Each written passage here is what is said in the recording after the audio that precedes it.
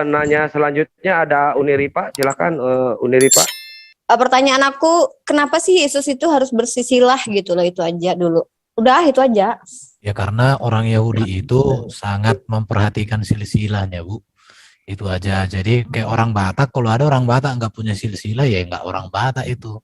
Ya orang Yahudi pun begitu. Itu budaya. Itu sudah menjadi satu hal ciri khas mereka itu. Oke, udah. Terus Yesus jadi dinubuatkan jadi raja ini memang harus dari keturunan Yahudi ya, Yesus gitu. Ya kalau bukan orang Yahudi dia nggak Mesias, karena Mesias kan harus orang Yahudi, Bu. Oke. Bisa dibuka 1 Raja-Raja 2 ayat 3? Buka lah, Mungkin Bu. ada yang bisa share screen dong, bantuin dong aku. Ya, Silakan bantu di screen 1 Raja-Raja. Sama nanti 1 Raja-Raja 2 ayat 3. kalau Pak Erben misalkan ada yang mau tambahin, tinggal bilang aja ya Pak. Nanti giliran Citos deh. Tadi kan dia nggak sempat menjawab ya. Oke, Saya baca ya ayatnya ya Pak ya. Habis itu aku udah cukup, Citos. Langsung aja, Bro. Nanti aku pula kan tak enak pula. Enggak, Ya. silakan. Enggak. Bro. Mantap. Saya bacain ya. Dibacain Ini kan- aja sama Mbak Rifa. Iya, kata Daud begini.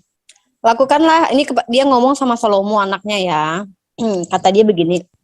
Lakukanlah kewajibanmu dengan setia terhadap Tuhan Allahmu dengan hidup menurut jalan yang ditunjukkannya dan dengan tetap mengikuti segala ketetapan, perintah, peraturan dan ketentuannya seperti yang tertulis dalam hukum Musa, supaya engkau beruntung dalam segala yang kau lakukan dan dalam segala yang kau tuju, dan supaya Tuhan menepati janji yang diucapkannya tentang aku, yakni jika anak-anakmu laki-laki tetap hidup di hadapanku dengan setia, dengan segenap hati dan dengan segenap jiwa, maka keturunanmu takkan terputus dari tahta kerajaan Israel. Kan begitu kata Tuhan, janjinya Tuhan. Jadi di sini Tuhan memberikan persyaratan supaya kerajaan ini tetap turun temurun sampai ke Yesus. Faktanya Salomo bukannya udah pernah berzina dari Tuhan ya, maksudnya bukan berzina ya, berkhianat dari Tuhan ya. Kok masih tetap kerajaannya turun temurun sampai ke Yesus gitu ya? Kenapa gitu? Tuhan lupa kali ya apa yang disampaikannya. Jawabannya sangat mudah sekali itu. Israel itu dibuang. Jadi ketika mereka ya dari zaman Salomo itu banyak berhala kan sudah ada. Nah, di situ kemuliaan Tuhan mulai luntur kalau kita lihat di abad 6 sebelum Masehi itu Israel udah dilemparkan ke Babel. Nah, jadi kedatangan Yesus itulah yang diharapkan oleh orang Israel untuk memulihkan kerajaan tahta Daud itu. Nah, ada terpecah belah ya suara di kalangan orang Yahudi sendiri. Ada yang percaya dia sebagai Mesias, ada yang tidak. Ya, itu saja Ibu Rifa. Tambahin dikit boleh. Berarti harus tetap lanjut gitu ya sampai ke orang Yahudi. Yesus kan Yahudi, harus Bani Israel. Karena kan Tuhan udah bilang tuh, nih mau saya penekankan lagi, mungkin teman-teman bisa paham maksud poin saya. Kan gini nih kata Tuhannya kalian tuh ya. Dan supaya Tuhan menepati janji yang diucapkannya tentang aku. Nah, kenapa syarat janji ini tetap terlaksana? Kalau anak-anaknya Daud, yaitu Salomo, melakukan kewajibannya dengan setia terhadap Tuhan. Nah, setahu saya kan Salomo ini pernah menyembah kepada dewa-dewa lain karena perempuan tuh ya. Jadi kenapa Tuhan masih ngelanjutin kerajaannya sampai keturunannya Salomo? Kan Tuhan udah bilang nih, kalau kalian baik nih, lanjut nih kerajaannya. Kalau enggak berarti enggak. Kok Tuhan lupa ya? Padahal Salomo juga udah berkhianat. Gitu aja sih. Sampai ke Yesus, bahkan dia kan keturunannya Daud menurut kalian gitu. Padahal kan Bani Israel di Yesaya 57 tuh nggak ada yang ada hanya keonaran, yang ada kelaliman, tapi tetap aja gitu kerajaannya masih sampai ke Yesus gitu. Ya itu aja sih. Itu tadi kenapa saya tanya tentang silsilah, kenapa sih Yesus harus bersilsilah gitu. Ya itu aja sih. Makasih. Ya, jadi jelas itu Salomo juga pernah melakukan kesalahan, Daud juga pernah melakukan kesalahan, tetapi ada pertobatan. Kalau kita baca kitab Pengkhotbah, itu salah satu kitab yang ditulis oleh Salomo di masa akhir hidupnya. Di situ dia mengalami satu pertobatan. Jadi ketika pertobatan terjadi, pemulihan terjadi.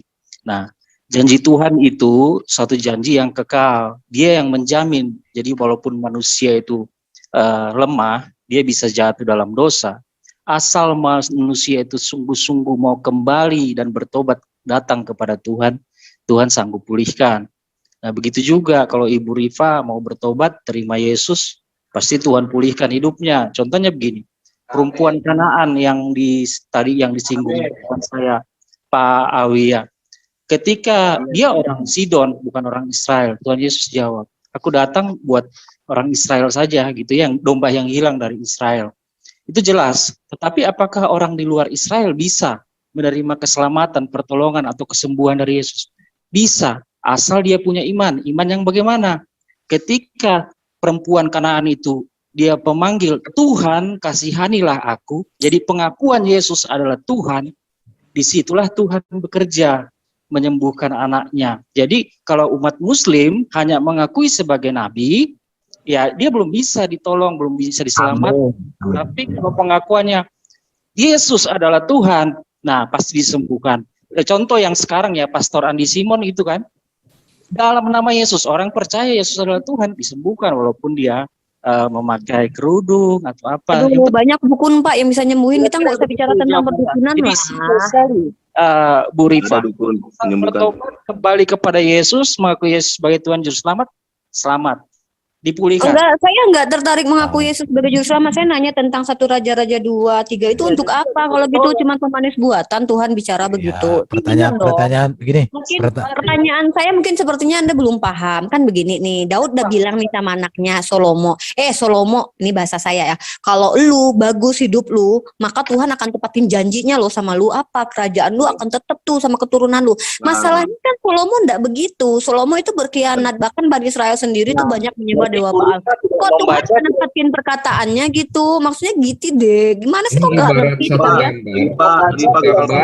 Paham membacanya. Cuma lihat puzzle-nya cuma satu doang. Tunggu dulu kawan-kawan, biar saya selesaikan. Jadi Bu Rifa tidak membaca 2 Samuel pasal 7 ketika Tuhan berjanji kepada Daud mengenai keturunannya.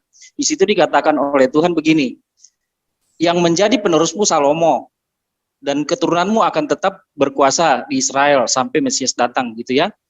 Namun kalau dia melanggar, aku akan menghajar dia sampai dia bertobat. Nah, Salomo bertobat. Begitu kira-kira Bu Rifa. Kalau lihat kisah hidupnya Salomo itu pelan-pelan ada hajaran-hajaran Tuhan dan dia bertobat. Coba dibaca baik-baik. Saya nambahkan ya. Ya. Selamat datang. Jadi baca pelan-pelan, Rifa. Ya, Baca aja lah. Makanya Baca gagal kan pahaman kamu itu karena kamu bacanya cepat-cepat. Kalau Ya, kamu baca bacakan pelan-pelan, lah. ngerti kamu. Saya lama. bacakan pelan-pelan. Dan supaya Tuhan menepati janji yang diucapkannya tentang aku, yakni jika anak-anakmu. Jadi Daud berbicara kepada Salomo tentang keturunannya, anak-anaknya.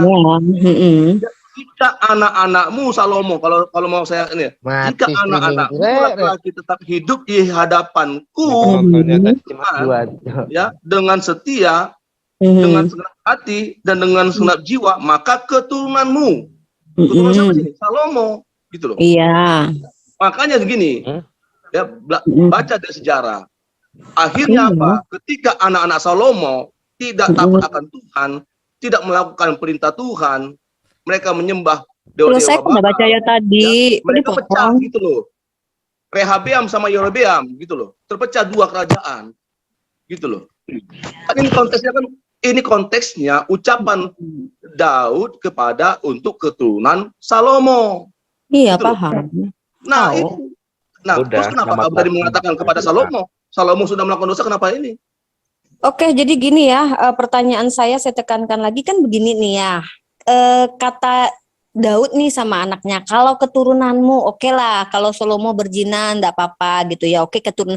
Tapi Yesaya 57 kan mengatakan, Yesaya 57 ya, pokok anggur Yesaya 57 buka, Yesaya 57. Baik, monggo dibuka Yesaya 57. Nah. Bukan, Ce. Ayat berapa? Jadi kamu baca Alkitab. Saya 57. Ini saya 57. 5 ayat 7, Rion. Mana Yesaya 57 atau Yesaya 5 ayat 7? Aduh. Oke. Saya 57. Yesaya 5 ayat Masa 7. masa kalian udah bertahun-tahun berdebat nggak paham? Apa hubungannya dengan Salomo? Nah, jadi gini, kan ini ke Bani Israel keturunan Salomo bukan? Ya. Sebab kebun anggur ke Tuhan semesta alam ialah kaum Israel dan orang Yehuda ialah tanam-tanaman kegemarannya. Dinantinya keadilan tetapi hanya ada kelaliman. Dinantinya kebenaran tetapi hanya ada keonaran. Nah, jadi ingat lagi tuh tadi perkataan Daud tuh. Itu maksud Daud ngomong gimana? Kalau seandainya keturunanmu hidup sesuai dengan perintah apa? Sesuai dengan Ya, anu benar. Tuhan lah, Benar. gitu ya. Ya benar. Iya. Nah, Ya, ini lalu saya ternyata tanya, kata Tuhan Yesaya 53, ternyata mereka tuh lalim dan bikin onar. Nah, berarti buat apa itu Daud nasehat-nasehatin Salomo, nggak ada gunanya. makanya saya katakan sama kamu tadi, belajar dari sejarah kerajaan Israel, gitu loh.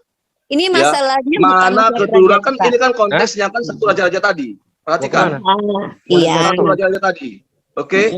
Nah, konteksnya makanya saya katakan sama kamu, belajar dari catatan sejarah raja-raja Israel. Iya, udah belajar. Ketika raja Israel, sepanjang raja Israel itu siapapun namanya, entah Yosia, Ahab, ya, Ahazia, ketika mereka melakukan yang tidak benar di hadapan Tuhan, mereka dihukum.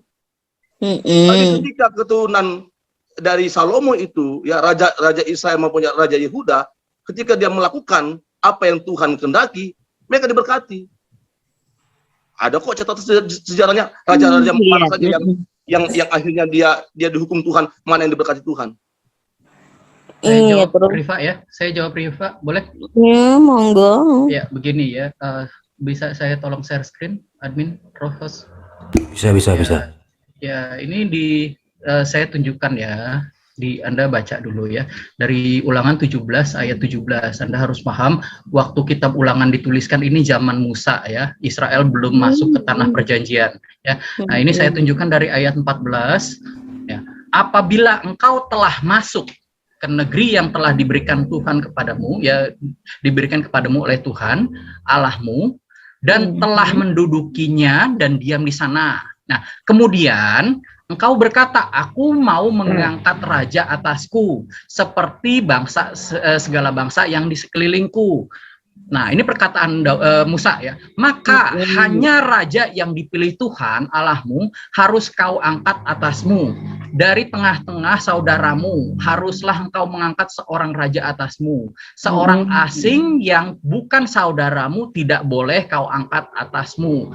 Hanya, perhatikan, hanya janganlah ia ya yang jadi raja ini nanti, janganlah ia memelihara banyak kuda, janganlah ia mengembalikan bangsa itu ke Mesir untuk mendapatkan banyak kuda, sebab Tuhan telah berfirman kepadamu, janganlah sekali-kali kamu melalui jalan ini lagi, jangan kembali ke masa lalu ya. Juga janganlah ia mempunyai banyak istri, supaya hatinya jangan menyimpang ya. Emas dan perak pun janganlah ia kumpulkan terlalu banyak. Nah, ini kan perkataan Musanya ya. Perkataan Musanya yang Anda tadi bilang di dalam 1 Raja-Raja 2 ayat 3, nasihat Daud kepada anaknya Salomo. Nah, kita lihat ya, ternyata Salomo itu melanggar semua perkataan bapaknya ya, nasihat bapaknya. Nah, di dalam 1 Raja-Raja 11 ini diceritakan, adapun Salomo mencintai banyak perempuan asing ya. Di sini di ayat 3 dikatakan ia mempunyai 700 istri ya, dan 300 gundik. Nah, istri-istrinya menarik hatinya dari Tuhan, seperti dikatakan supaya jangan hatinya menyimpang, jangan punya banyak istri supaya hatinya jangan menyimpang. Nah, di sini dikatakan karena istri-istrinya itu membuat dia menarik hatinya dari Tuhan, hatinya sudah menyimpang. Nah, di sini dikatakan pada waktu itu Tuhan menunjukkan murkanya kepada Salomo sebab hatinya telah menyimpang, seperti kata ini ya, perkataan Daud ya. Nah, sebab hatinya telah menyimpang dari Tuhan Allah. Nah, lalu berfirmanlah Tuhan Allah kepada Salomo ya, oleh karena kelakuanmu, ya, yakni engkau tidak berpegang kepada perjanjian segala ketetapanku yang kuperintahkan kepadamu. Nah, ini dia sudah melanggar apa yang dikatakan oleh Musa, ya. Ini perintah Tuhan, maka sungguhnya aku akan mengoyakkan kerajaan ini daripadamu dan aku akan memberikannya kepada hambamu namanya Yerobeam. Nah, dia punya keturunan, dia punya anak namanya Rehabeam. Akhirnya bangsa Israel itu terpecah jadi dua. Nah, tetapi Anda harus ingat, ya, sebelum ada Musa, sebelum ada Daud, sebelum ada Salomo, Tuhan sudah memberikan nubuatan tentang Yehuda, ya. Engkau akan dipuji oleh saudara-saudaramu, tanganmu akan menekuk tengkuk musuhmu, kepadamu akan sujud anak-anak ayahmu kepadamu, ya. Nah, ini Yehuda adalah seperti anak singa, setelah menerkam engkau naik ke suatu tempat yang tinggi, hai anakku, ia meniarap dan berbaring seperti singa jantan atau seperti singa betina. Siapakah yang berani membangunkannya? Tongkat kerajaan tidak akan berlalu dari Yehuda. Ini janji Tuhan. Walaupun kerajaan Salomo dikoyak menjadi dua, tetapi janji Tuhan itu abadi, ya. Tongkat kerajaan tidak akan beranjak dari Yehuda ataupun lambang pemerintahan dari antara kakinya sampai dia datang yang berhak atasnya. Siapa yang dikatakan dia yang datang berhak atasnya? Maka kepadanya akan takluk bangsa-bangsa. Ini kan nubuatannya benar-benar terbukti, ya. Bagaimana perkataan Musa dilanggar, tetapi hukuman Tuhan berlaku, ya. Tuhan satu kitab menghukum. dong, tanggung. Begini, saya menjelaskan supaya Anda paham konteksnya, ya. Dan Anda harus paham bahwa janji Tuhan ini sebelum ada Musa, ya. Kitab Kejadian ini sebelum ada Musa, masih zamannya Yakub, ya. Sebelum ada Daud, sebelum ada Salomo. Jangan satu perikop dibaca, Kang. Ya, tolong Anda jangan cut dulu, ya. Jadi Anda harus memahami konteks ayatnya. Itu begitulah Tuhan berjanji, dan itu saya tanya, ada nggak nubuatannya yang tidak digenapi? Semua digenapi. Itulah Tuhan kalau berfirman, bernubuat, berjanji. Ya, tolong Anda diam. Tolong Amir, Anda diam dulu. Jangan dikat, ya. Nanti ada yang mau jawab lagi, temanmu. Jangan ini panjang-panjang. udah selesai. Kalau Anda cut terus ya nggak bakal selesai. Ya, jadi Anda harus paham janji Tuhan ini, ya. Tongkat kerajaan tidak akan beranjak dari Yehuda. Itu kan sebabnya kan kamu kan tadi bertanya, kok Yesus kan keturunan Salomo, keturunan Yehuda. Ini, ya, ini janjinya, nubuatannya yang janji Tuhan itu memang, ya, tidak akan ingkar Tuhan itu, ya. Pasti digenapi, ya. Kelar ya jawabannya, ya. Jelas ya? Sampaikan sedikit. Izin saya tambahkan sedikit, ya. Jadi, Charlie. ya, dengar ya. Jadi perjanjian, ya, Tuhan itu mengikat kepada suatu bangsa umat Israel, ya. Itu yang perlu diingat. Ya, bahkan di atas kayu salib, kalau dilihat apa yang tertulis di atas kayu salib, Yesus orang Nazaret, raja. Apa? Ya, poinnya memang sampai ke Bani Israel, ya, Bang, ya. Semua pokoknya Bani Israel tetap jadi raja, ya, sampai ke Yesus. Nazaret, raja orang Yahudi, ya. Oke. Udah, saya selesaikan aja lah, ya. Saya tanggapi terakhir kali, ya, terserah lah kalian. Melihat perjanjian itu terhadap ini, ya, pribadi, tapi terhadap suatu bangsa, ya, terhadap umat, ya. Tuhan mengikatkan perjanjiannya. Iya. Permisi Mbak Rifah. Berarti Daud aja. itu ngapain kalau gitu Daud harus nasihatin anaknya? Tunggu, bentar. Enggak, maksudnya gini, buat apa Daud ngomong sama anaknya kalau toh mau berbuat mesum, mau berbuat Yehuda sama Tamar pun tetap singa jantan dan singa betina tetap akan jadi raja di Bani Israel juga, ngapain Daud harus ngomong sama Salomo, lakukanlah kewajibanmu dengan setia terhadap Tuhan Allahmu dengan hidup menurut jalan yang ditunjukkannya dan dengan tetap mengikuti segala ketetapan, perintah, peraturan dan ketentuannya seperti yang tertulis dalam hukum Musa, supaya engkau beruntung dalam segala yang kau lakukan dan dalam segala yang kau tuju, dan supaya Tuhan menepati janji yang diucapkannya tentang aku. Jadi ada persyaratannya, tapi Ya, ada ternyata janji kan. tunggu, iya tunggu Suka selesai dikit, dulu. Pak. Menyimpang Tuhan Jadi, mengajarnya. Mbok Ya baca artinya Pak, yang Daud itu bagus. ngapain nasehatin, denger dulu, nanti Bukan, kalian jawab bacanya lah. itu yang bagus, jangan pakai nada ngejek. Nanti ku ngejek, Kok nanti kita mau kau ngejek? kepanasan. Ya cepet, kalian tuh terlalu lambat, satu Enggak perikop lah, lagi suruh itu baca. Jadi gini, enggak usah oh centil-centil. ya udah, aku ulangi bacanya ya. Mbak Rifa, Lakukanlah kewajibanmu Eh. dengan setia terhadap Tuhan Allahmu dengan Iya. hidup menurut jalan yang ditunjukkannya dan dengan tetap mengikuti segala ketetapan, perintah, peraturan dan ketentuannya seperti yang tertulis dalam hukum Musa, supaya engkau beruntung dalam segala yang kau lakukan dan dalam segala yang kau tuju, dan supaya Tuhan menepati janji yang diucapkannya tentang aku. Itu kalau melakukan kewajibannya. Tapi ngapain Daud nasihatin anaknya, toh pada akhirnya mau Tamar sama Yehuda main juga, mau Bani itu Israel juga atasnya. tetap jadi raja juga Atasnya, gitu. Mbak, Tamar sama Ngapain Yehuda. coba Daud? Sia-sia lah Daud ngomong. Ya udahlah, makasih jawabannya Bang Charlie ya, walaupun eksegesi helikopter. Bye. Iya, Bu Rifa, aku kasih tahu kalau yang soal janji tentang keturunan Daud dan raja itu kita lihat di 2 Samuel 7, ini saya share screen-nya, makanya tadi saya bilang Bu Rifa perlu baca ini. Dia 2 Samuel tidak 7. melihat pewahyuan itu Pak, yang progresif itu. Jelaskan lah, Pak, Iya. jelaskan. Ini aku bukain ya. Monggo. 2 Samuel 7 ayat 12, 13, 14, 15 ya. Jadi ini janji yang khusus berbicara tentang bagaimana keturunan Daud itu jadi raja ya. Nah, apabila umurmu sudah genap, ayat 13, dialah, ini anaknya ya, dialah yang akan mendirikan rumah bagi namaku dan aku akan mengokohkan tahtanya untuk selama-lamanya ya, berarti lanjut ke keturunannya ya. Aku akan menjadi bapaknya dan ia menjadi anakku apabila ia melakukan kesalahan nih. Jadi ada kemungkinan si penerima janji dan keturunannya ini bisa ada kemungkinan dia akan jatuh pada kesalahan.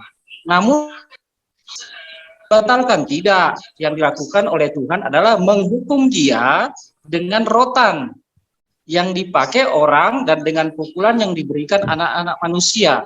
Tetapi kasih setiaku tidak akan hilang daripadanya.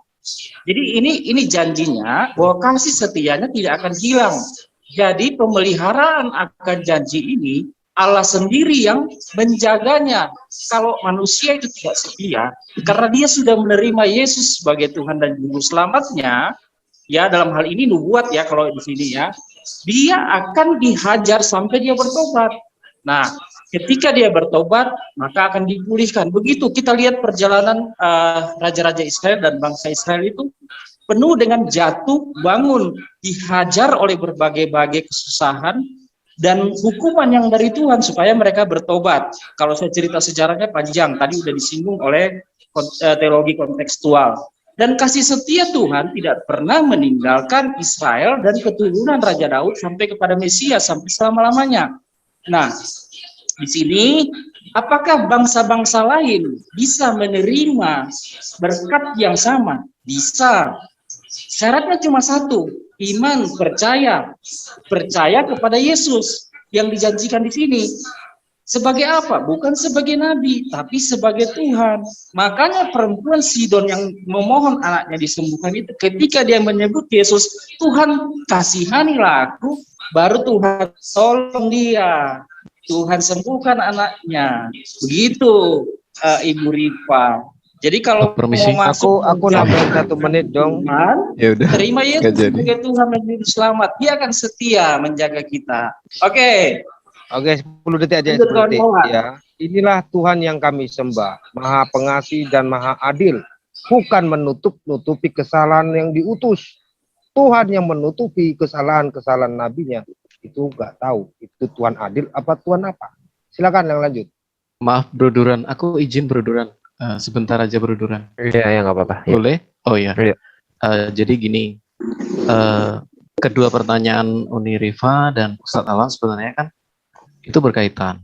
Berkaitannya itu larinya ke penyangkalan Yesus sebagai Mesias. Nah, ini memang banyak ditanyakan oleh kawan-kawan rabbinik yang di bawah Rabbi Tovia Singer. Tetapi demikian kami memaknai ya, bahwa untuk yang pertama pertanyaan dari Rifa, memang janji yang dikatakan nasihat itu adalah dalam perikop juga dikatakan nasihat Daud kepada Sulaiman, ya kan? Jadi dia memberikan janji nanti keturunanmu akan berhasil kalau kamu tetap melakukan firman Tuhan. Tetapi kita juga melihat janji Mesias yang lain. Ada juga janji yang Tuhan berikan kepada Daud bahwa taruh dari pangkal Isai atau the branch atau netzer tadi, ya ini saya nyentuh jawabannya Ustadz Alwan ya, bahwa itu akan muncul dari Daud. Nah, itu tetap harus terjadi. Jadi ada memang janji Tuhan yang misalnya gini, Tuhan akan menghancurkan orang Niniwe. Tetapi mereka bertobat. Nah, Tuhan tarik kehancuran itu. Tetapi ada juga yang memang Tuhan tetap lakukan janjinya. Misalnya Sodom dan Gomora tetap dihancurkan walaupun sudah ada negosiasi pada waktu itu. Nah, janji tentang Mesias itu tetap harus terjadi dan itu merujuk kepada tunas netzer yang somehow oleh Matius memang dihubungkan dengan Nazaret atau Notzrim yang memang netzer tadi kalau orang rabbinik nggak akan mengimani itu, it's okay. Tapi kami Kristen, kami mengimani itu dan ada satu catatan penting. Mana bukti rabbinik yang bisa menggenapi netzer tadi? Kristen punya. Demikian. Terima kasih.